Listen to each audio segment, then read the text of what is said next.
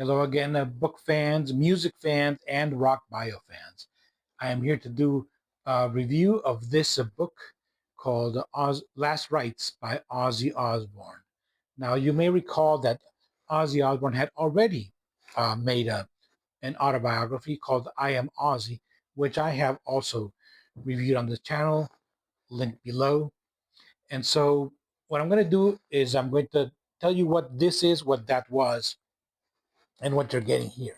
Now, that first book, I Am Ozzy, was more of a straightforward autobiography, and it had his childhood years, teenage years, the formation of Black Sabbath, uh, early '70s, all through his solo career up to 2009.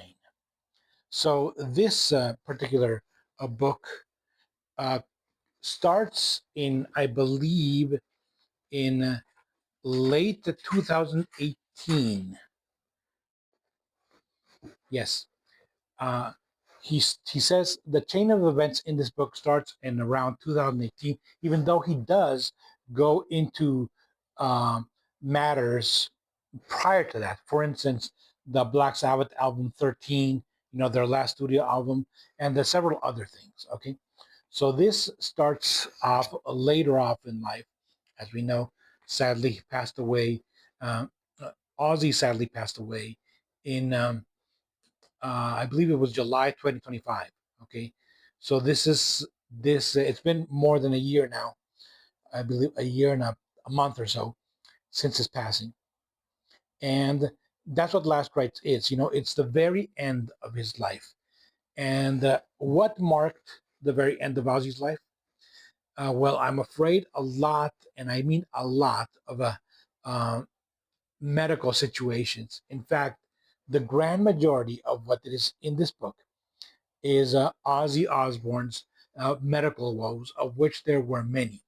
Okay, um, the main part of it is the injury he sustained to his neck and the spine when he had an accident in his own home. Okay, which he relates here, and which worsened a previous operation he had had when he was driving a quad bike, one of those motorcycles with four wheels. It flipped over, it fell on him. It was really, really bad. He almost didn't make it, but the doctor saved him by putting a whole bunch of metal in his spine and stuff like that. And he was like that, um, all through the 2000s or so, until the other accident, which worsened that situation, and that led a chain of medical events that just never he never got over it. He never healed because he would get pneumonia several times. He would get infections on his thumb, which were worsened because he was taking these steroid drops for his vocal cords. Well, I mean, there is just medical uh, situations here galore, and that is the main part of this book. He does go into you know how the later events, the two albums that he did, which were Ordinary Man and Patient Number Nine, but in those he had very little to do with, apparently, because they were all very much producer driven and Sharon Osbourne driven, and relying instead of on big names like Eric Clapton, Elton John, Slash, Duff McKagan, a whole host of other people, to guest on the album. And well, I've heard those albums. There's some good stuff in there, but a lot of it I don't really care for. And of course, at the very end, with the Back to the Beginning shows with Black Sabbath. And again, in those, he had very little to do with it because it was mostly Sharon, rounding up everybody, including the members of Sabbath, to get back with Ozzy and to do those few songs that he did at the very end. The tone of the book is very bittersweet. Ozzy, with the help, the book is very well written with the help of his co-author here, which I believe is Chris Ayres. Let me just make sure. Yes, Chris Ayres, which also who also co-authored the first book, I Am Ozzy. Okay, like I said, the tone is very bittersweet. In many instances, Ozzy writes that he knows that the end is near, you know, and that he's had a good life, you know, doesn't regret anything. But let me just read you what it says here on the back cover. There's another picture of the Ozman himself. People say to me, if you could do it all again, knowing what you know now, would you change anything? I'm like, fuck no. If I'd been clean and sober, I wouldn't be Ozzy.